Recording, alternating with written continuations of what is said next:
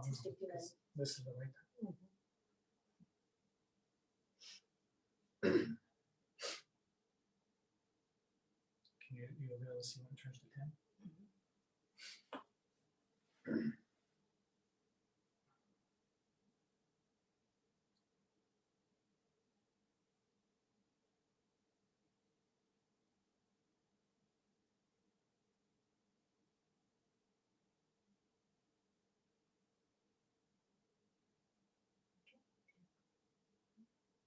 This is it.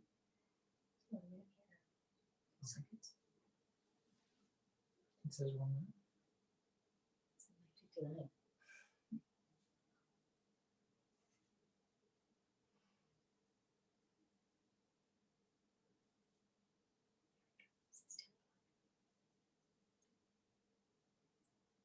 So you should restart. I guess okay. All right. So welcome to this presentation through HealthFlix, and thank you everyone who's organizing HealthFlix for letting us present and giving this opportunity to share some of these techniques with you.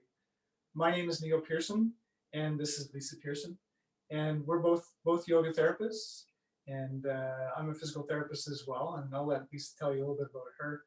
But what we wanted to talk to you about today are some techniques and some practices that relate to helping us when there's pain. Letting people know that pain care is within your grasp. I'm Lisa Pearson, as Neil has said, and I am a yoga therapist and also a Swami. And Neil's asked me to join him today to share some rituals with you. And I think we'll start out with a ritual right away. The ritual that we've selected is called the ritual of creating sacred space. And we chose this because it's a ritual that can be used in many ways. Today I'll share it with you as a personal ritual to increase your capacity and vitality. And then later we'll share with you about how you can use it in a few different ways. This ritual is the ritual of creating sacred space, and that's exactly what it does for us. It creates this sacred space around our being, around our energy, allows us to come into that sense of stillness and quiet where we can find a connection to source. It gives us the capacity to hold space for others.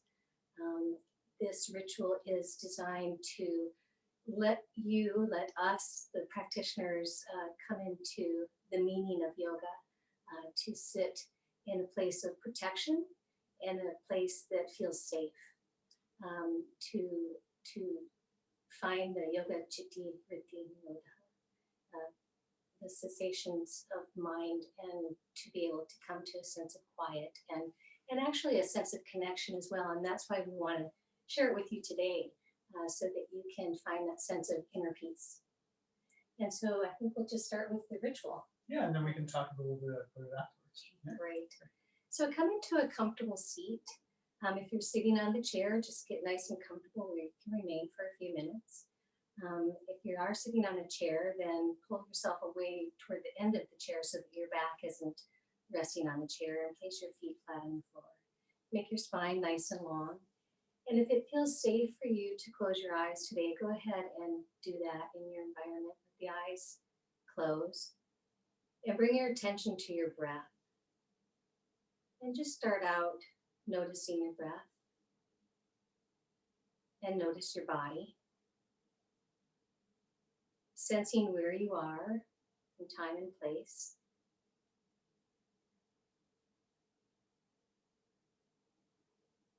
And coming into the ritual, creating sacred space. Imagine your body is a body of light. And with an inhale, draw the light from the arms and the legs into the torso and head, so that your torso and head filled with light. With an exhale, collapse the light from the torso and head into the spine, as though your spine were a hollow tube filled with light. With an inhale, imagine vivifying, electrifying, creating vibration within the light in the spine. And then with an exhale, collapse the light in the spine into a ball of light at the heart center. So at the center of the heart, you have a ball of light. Inhaling, then ascend that light up and out above you over the top of your head, about 18 inches. Taking as many breaths as you need, wrap that light around yourself like you're wrapping a meditation shawl around your head and your body. Wrap it around yourself 3 times clockwise and 3 times counterclockwise. Bringing the ball of light back to stationary over the head. And when you're ready, as you exhale, allow the ball of light to descend back down through the top of the head, back down to the heart center. Imagine this light penetrating through every cell of your being, from the marrow of the bones out through the skin, saturating every petal of your mind. Imagine sitting in an orb of sacred space. Taking this time now to take a few breaths in this sacred space, allowing for greater inner peace.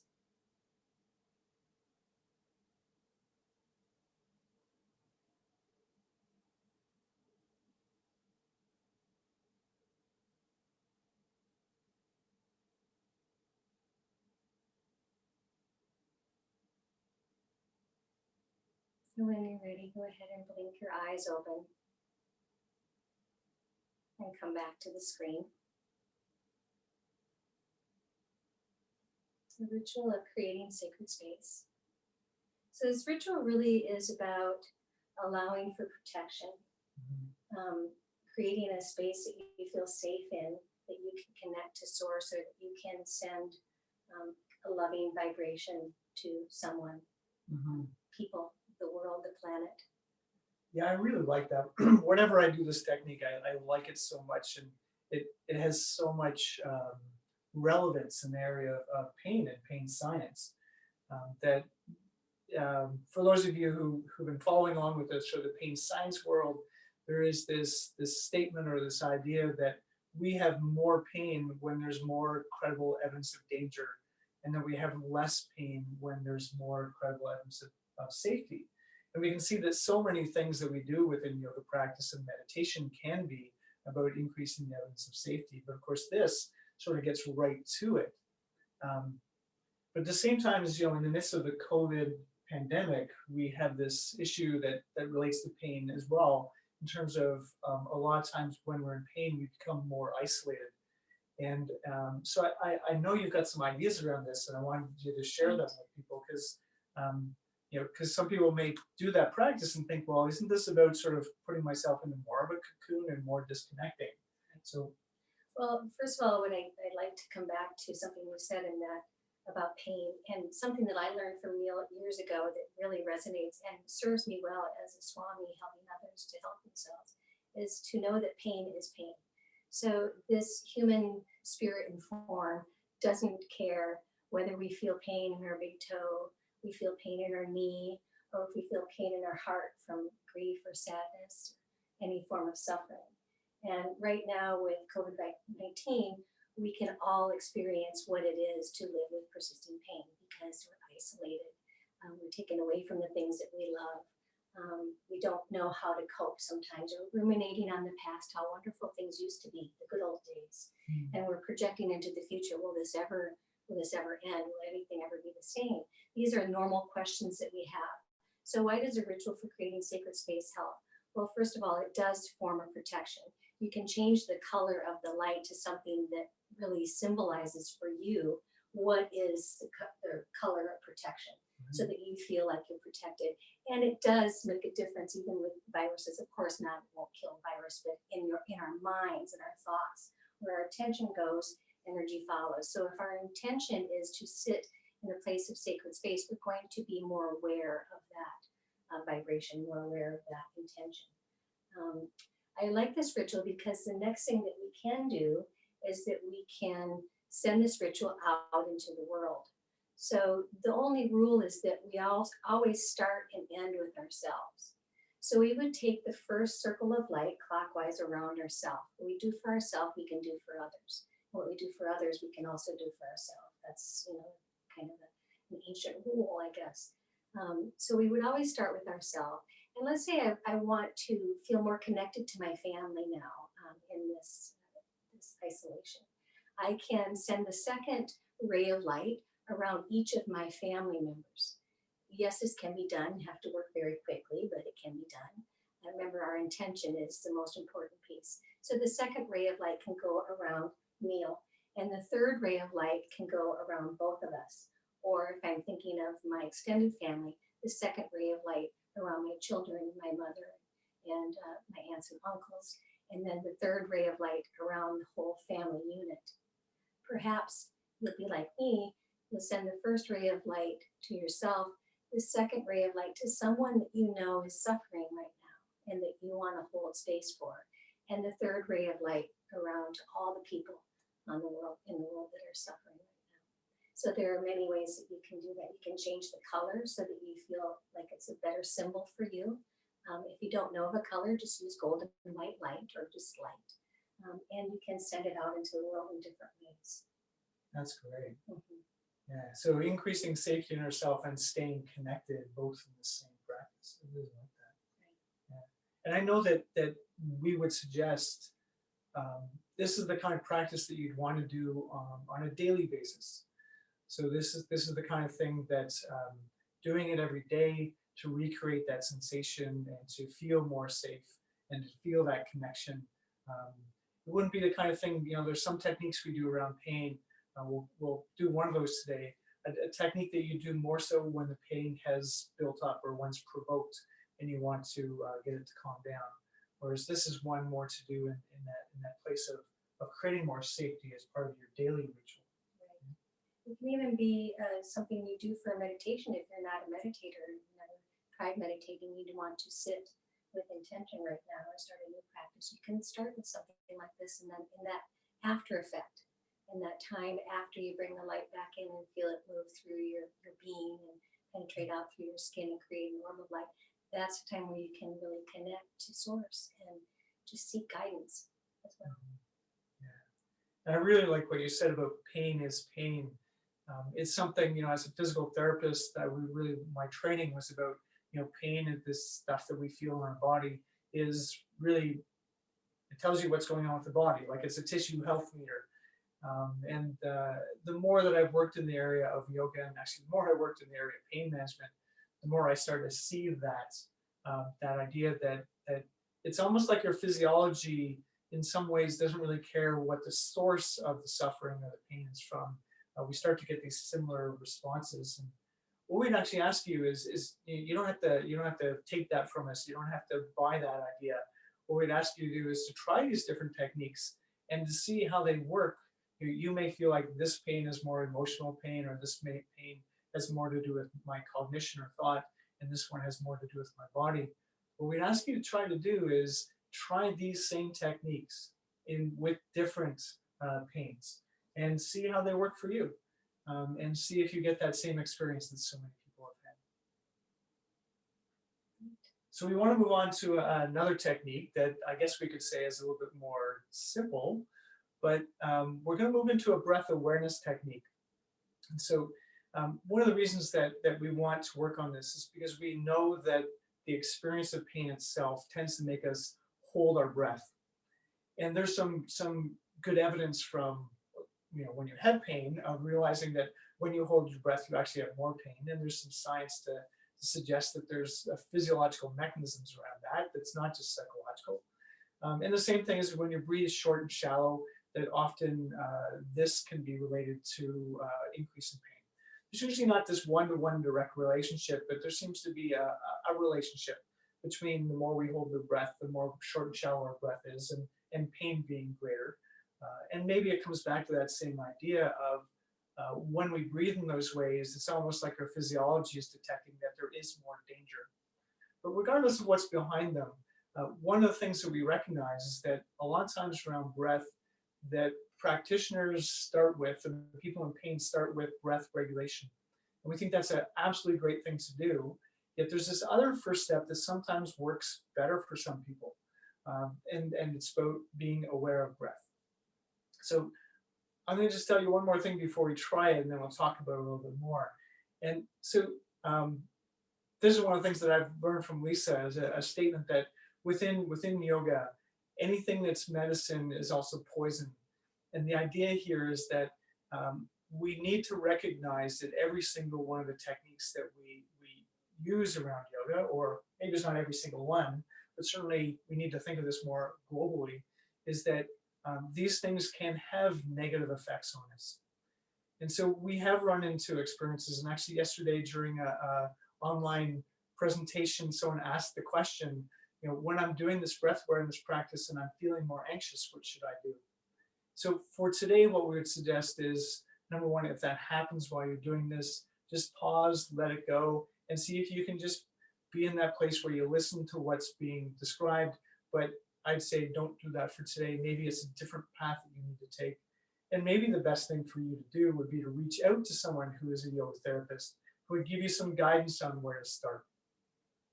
The idea is, if it's making you more anxious, if it's not getting you what you want to get, right? You probably want to try this to feel more calm, or to feel less pain, or just to be more aware.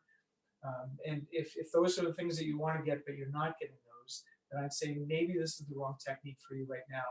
And it may not be that just to keep trying and it'll all fix itself. That might not be the thing that you will experience. So that said, point is, you've got permission to stop anytime you want, right? You don't have to keep on going. Don't wait for us with any of these techniques. So if you can, find that tall spine again. That place where this is where I go when I'm paying attention to things. So find a little bit of length in your spine, but not super long, so it's a lot of effort. Let your hands rest wherever you want them to be. If you are sitting in a chair, feel your feet on the floor. Wherever you're sitting, feel the sensation of your body resting wherever it is. Your feet or your hands, or the back of your legs, your buttocks just resting on the floor.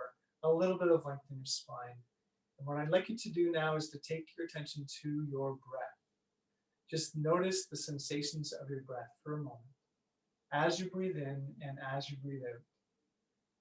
Focus your attention all the way through the inhale, all the way through the exhale.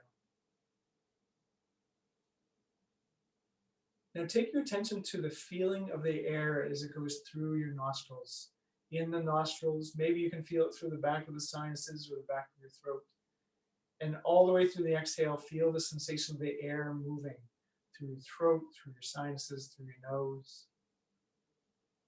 Just notice whatever sensations is there. See if you can focus your attention right there on that particular part of the breath. Remember, if this is not feeling right, if you want to pause anytime you want, if you lose your breath and need to catch it again, just pause. Now shift your attention to the sound of your breath. Listen to your breath as you breathe in and as you breathe out. All the way through the inhale, all the way through the exhale.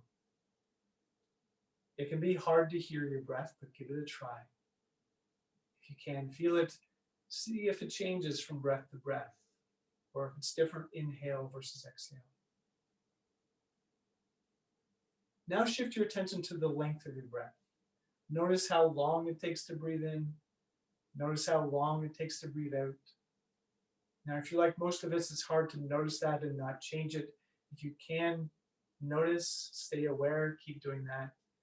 If you absolutely feel the urge to change the length of your breath, go ahead and do it. It's perfectly fine. And then once you've finished doing that, come back to noticing again. Then shift to the pace of your breath. So how fast does your breath seem to be moving? And does it seem to move with the same speed or pace all the way through the inhale and all the way through the exhale? Or does it change? Is it faster or slower at the beginning versus the end? And is that pace any different from inhale to exhale? Then shift to that little pause between inhale and exhale. So when you finish the inhale, just before you start to exhale, there's probably a bit of a pause. Same as when you finish the exhale before you start the inhale, there might be a little bit of a pause there. Just when you change directions, just notice how long is that pause for you? And is it the same between inhale and exhale as exhale and inhale, or does it change from breath to breath? Now expand your awareness out even further and notice the feeling of your breath in your body. Notice your body moving as you breathe. Notice movement along the sides of your ribs. Notice movement through the back of your body, the front of your body. Notice movement around your belly. Notice movement around your chest.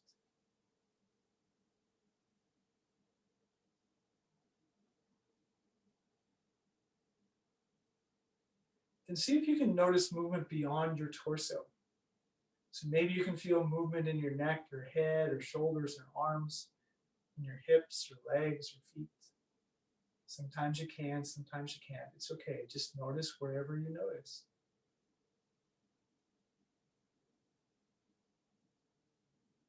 And then take your attention to a part of your body where there is pain, tension, or discomfort right now.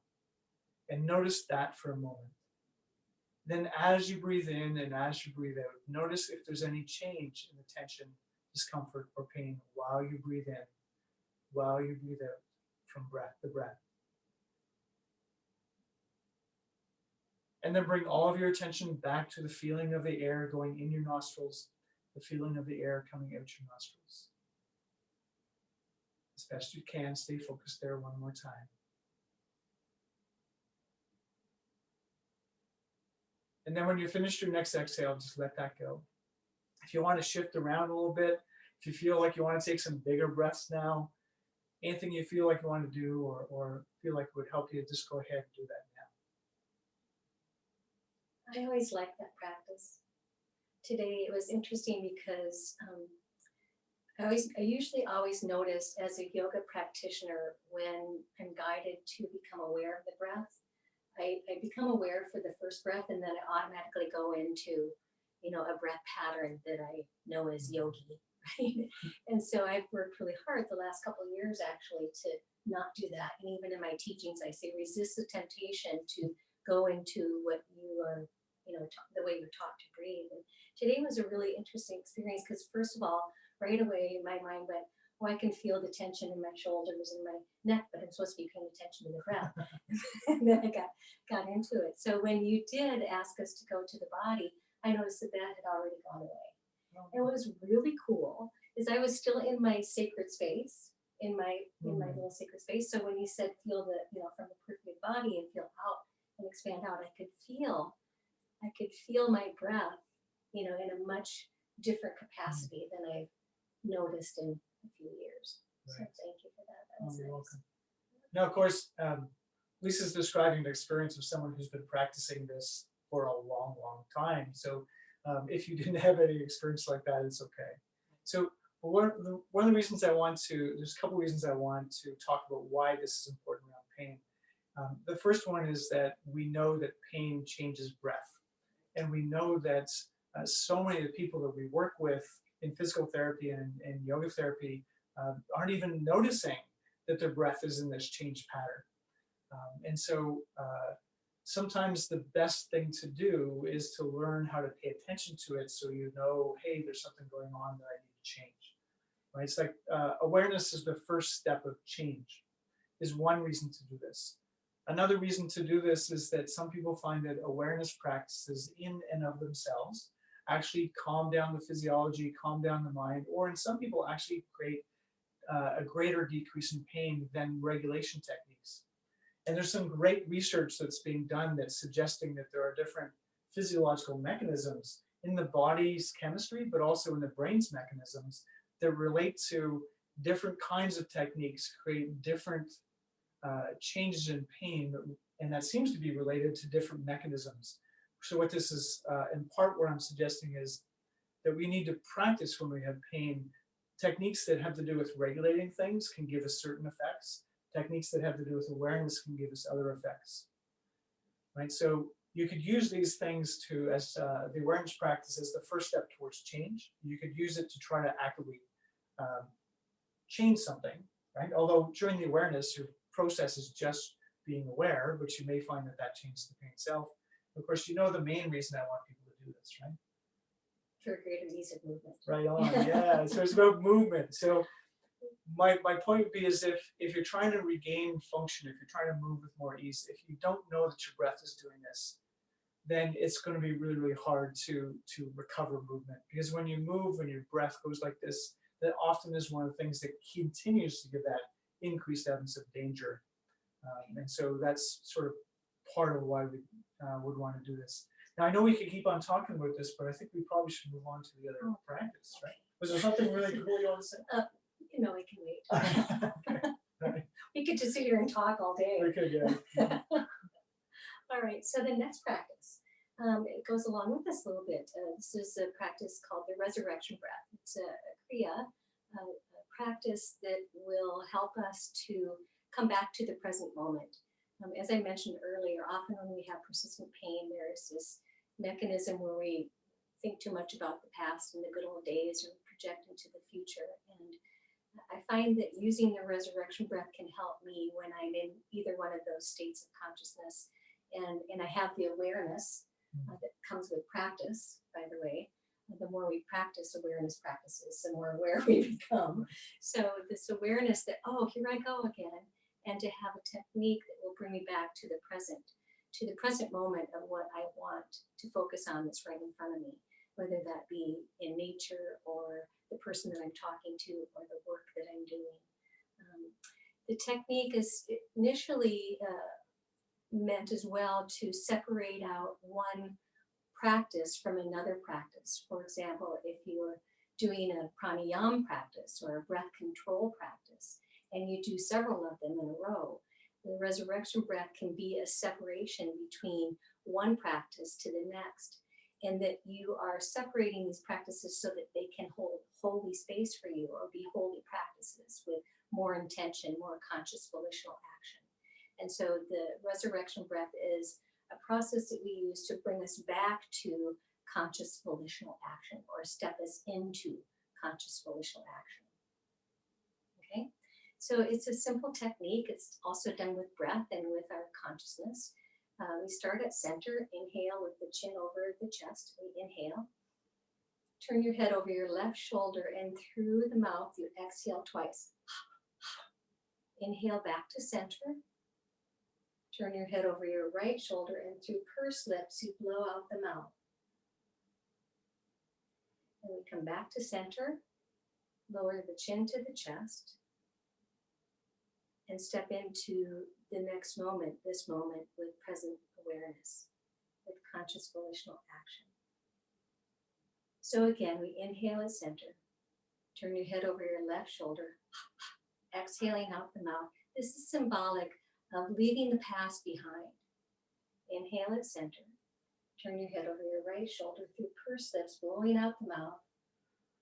This is symbolic of extending the future from grasp. Then we come back to center. Inhaling and exhaling, symbolic of stepping into the present moment with conscious volitional action, making your life a Kriya. Making this action, this next technique, a Kriya. Right. Mm-hmm. So I mentioned that there are some techniques we can use when things are being provoked. Right.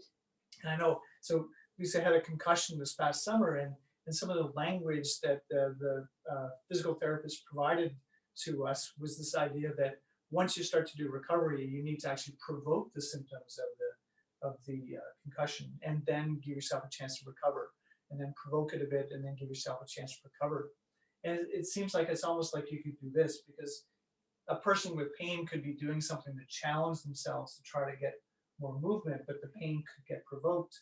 And when they noticed it provoked, they could pause, do this to come back to the moment, to come back to the present. Absolutely, absolutely. And provoked through any type of pain. Mm-hmm. You know, even the pain of our, monkey mind or judgments. There have been many times when I tell students this for years, standing, back when we could stand in line at Starbucks and waiting, and or driving the car, and you have thoughts of, get out of my way, or why isn't this happening? You could use a resurrection breath to bring yourself back to the present moment with more clarity, with more love, with more compassion. So it can take you from a provoking moment into a conscious moment of of ease, more ease. Right. Yeah. And I was like, just thinking about that person who was telling me yesterday about breath awareness provoking the anxiety.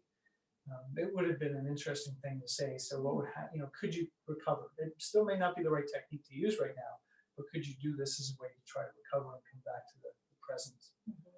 And we know, once again, from the science, I can't help talking about the science because I think it's so key, is that there's some evidence that says that when we do practices that bring us into the present, that not only are the benefits of doing that, but one of the other things that they see in terms of brain activity is that those same practices tend to decrease the activity of the emotional parts of the brain, like the amygdala. And so the person's experiencing, being present as a way of sort of calming things down and getting centered again. We see that there is some relationship between amygdala activity and pain. And so it's like you're getting this sort of combined activity of not only of becoming in the moment, but being in the moment is helping to calm down the emotional reaction, right? So that, pain is pain, as you said, but things that happen can wind it up. Right. And it seems to be that when there's more activity of the amygdala, when we're in that emotional state, that we do have more pain. It's never simple as a one-to-one relationship with people, but that seems to be a pretty common thing to see. Yeah. So would that be like new pain triggers old pain, kind of an emotional feeling state? It certainly could be. Or it just could be that in the moment, learning that, I've got this pain, it's in my knee, that's where I feel it, and I just walked up and down the stairs and thinking, well, that's how the pain is. But maybe trying resurrection breath to bring yourself into the moment would actually calm down that pain. Because you can't have a sensation of pain without an emotion attached to it. And so sometimes we can work on changing what we're doing in the knee, but also changing what we're doing with our mind through pranayama or through breath. Right. And that, through conscious volitional action. absolutely, Yes. absolutely. And so hopefully you can see these three techniques: the ritual of creating sacred space, and the breath awareness, and the resurrection breath, as different techniques that you might use at different times. If you were one of our clients, we would suggest that the ritual of sacred space and the breath awareness, if that works for you, but those would be practices you would do, purposefully during your practice every day. Whereas the resurrection breath might be something more that you would do between practices, as you said, or when things are provoked. Right. So I think there's probably some questions. We're at about half an hour, so we're just going to get our computer here and check things in.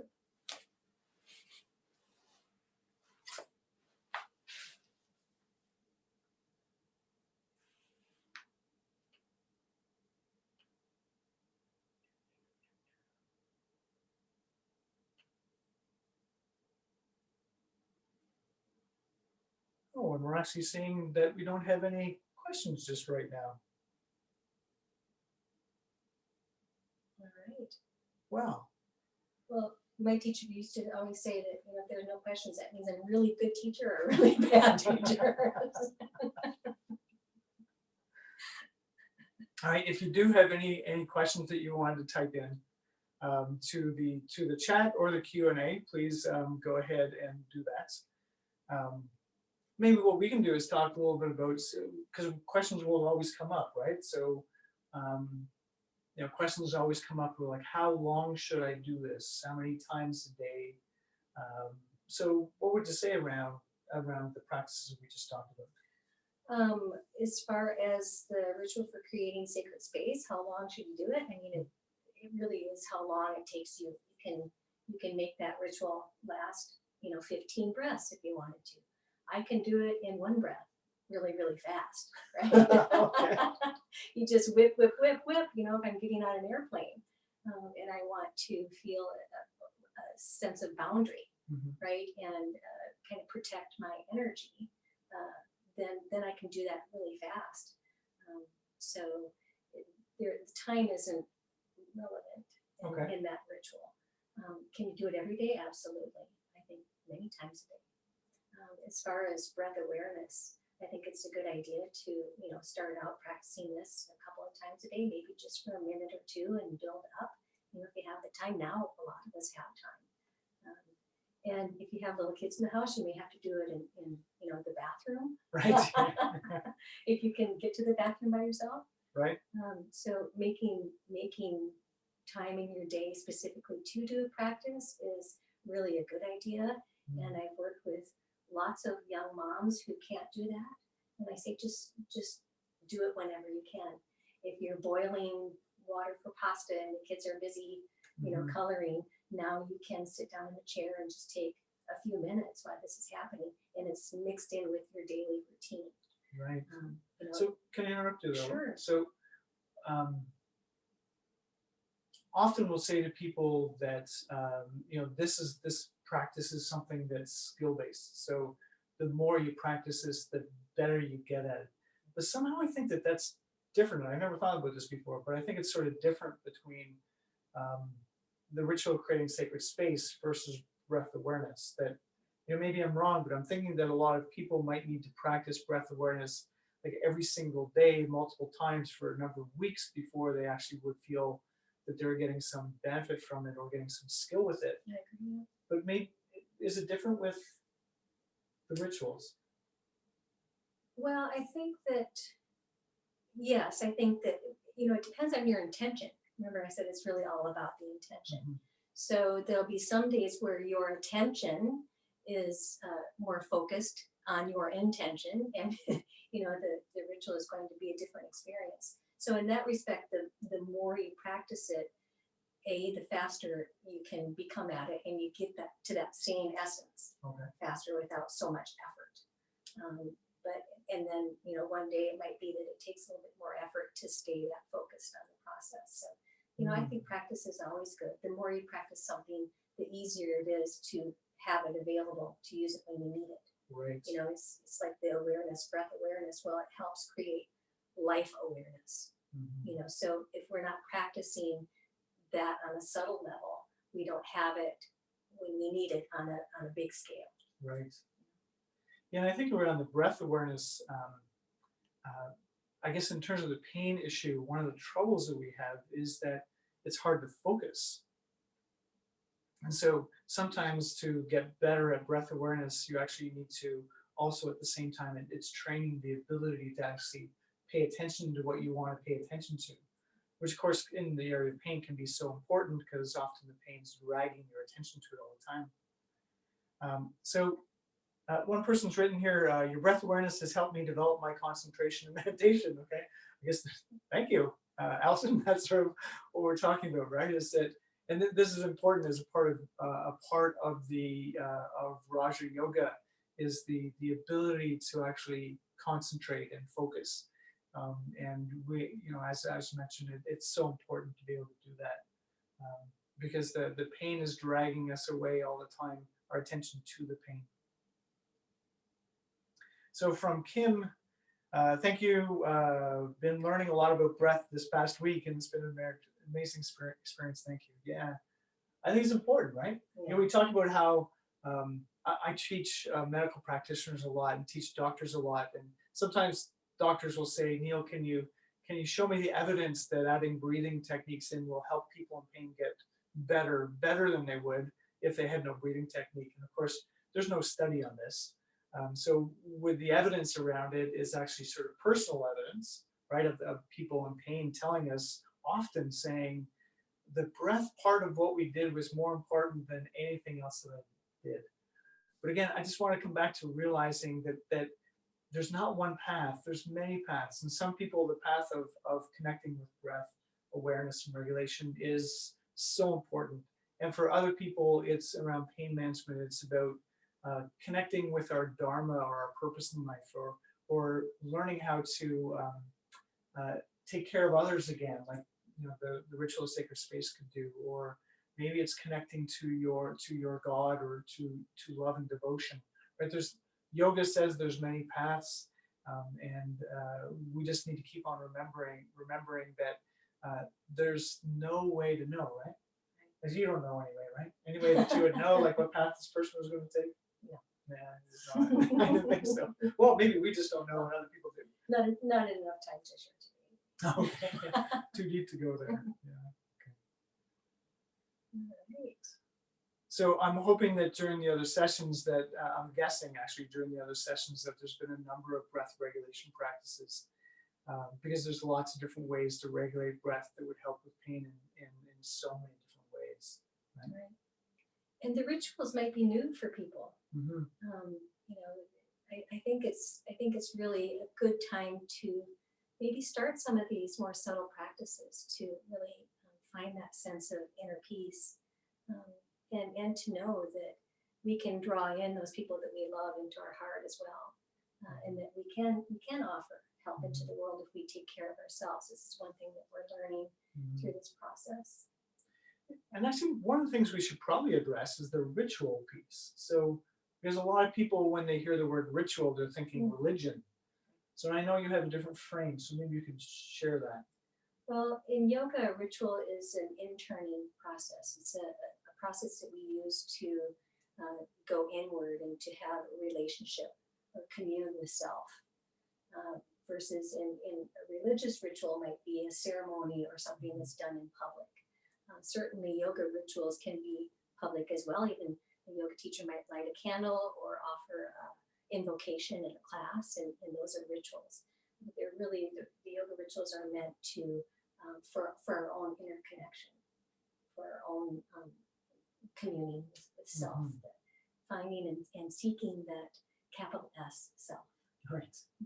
Well, and to me, it even extends further into, sometimes when people do exercise, so, as a physical therapist, I give a person exercise, and the person can do that and get some benefit, but sometimes when there's a ritual around it, right? So, and we can take yoga as an example, but it doesn't have to be yoga, but as an example of, having that space in your house, that's your place where you turn inward, right? So whether you're creating a bit of a altar for yourself or just a space where you're away from distractions. And so going to that space, rolling out your mat, maybe lighting a candle at the beginning, sitting down for a moment, coming into the present, that really could turn the movement into this ritualized practice that at the end of the movement that you then could do the same things, go the other way, right? Pause for a moment, put out the candle, stay present, roll up the mat, stay present, and then sort of put things away. There is some scientific evidence that adding ritual to, well, actually, that taking the ritual behavior away from some of our medical interventions or even our non-pharmacological pain management interventions can change its effects. Not a lot of research on it, but there's some evidence that says this way of thinking about ritual can be beneficial for people. I think all of us have a lot of ritual in our life that we don't even realize it. So I might leave this with just asking you to, next time you make a cup of tea or tomorrow morning when you make your coffee, just consider what a ritual that is for you. I know that the tea process is not even about drinking the tea for me. Sometimes my tea will sit in front of me. And the process of either going through, how we do our tea in the morning or, just holding the cup in your hand as you contemplate your day. I mean, these are rituals that most of us do. So rituals are really powerful. Where our intention goes, our energy follows. Absolutely. So maybe we should just take now. There's no other questions have popped up, so we'll just wrap up a little bit. Right. Thank you for joining us. May you be filled with loving kindness. May you be safe from inner and outer danger. May you be healthy in body and mind. And may you find peace and be truly happy.